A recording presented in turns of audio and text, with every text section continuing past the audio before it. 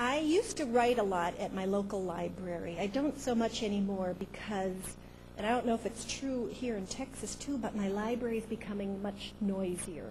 And every library I go to in the Twin Cities, even the librarians, they talk, yeah, you can find it over.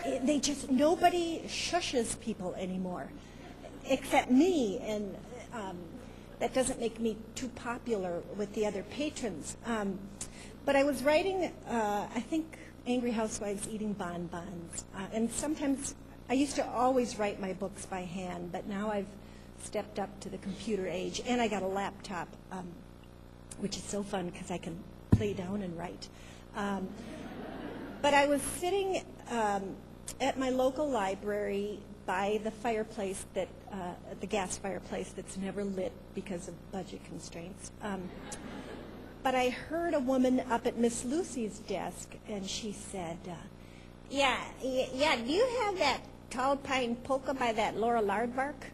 And, I chirped up a little bit, and Miss Lucy, who still does whisper, said, well, I'll look and see if we have the book, but if you'd like to speak to the author, she's sitting right over there.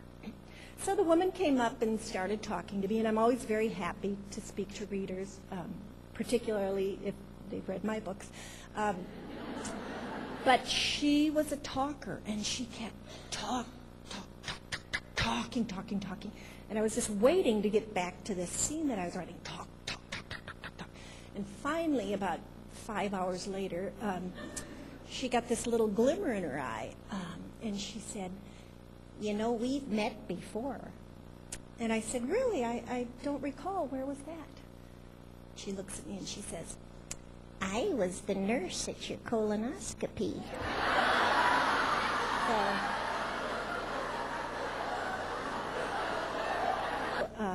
I worked for movie companies, for record companies, and then when I moved back to Minneapolis, still temping, I went back to the real world, like insurance agencies.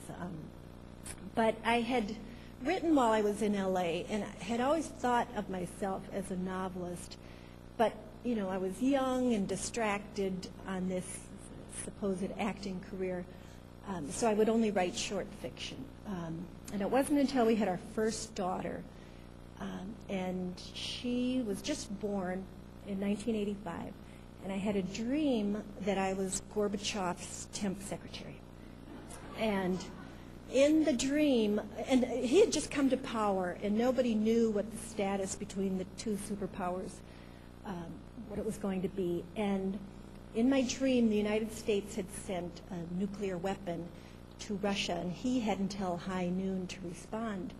And I was just a temp, so I felt, I can't advise Gorby, not to send it. And, plus I was Minnesotan, and how more passive-aggressive can you get? So I woke up, and I was so scared, and I stood over my little daughter's cradle thinking, what is this world that we brought you into? And I'm not the kind of person who lives by my dreams. If I did, I'd be in a mental institution. But I remember that dream was the spark that ultimately led my husband and I, along with our daughter, to go on the Great Peace March for global nuclear disarmament.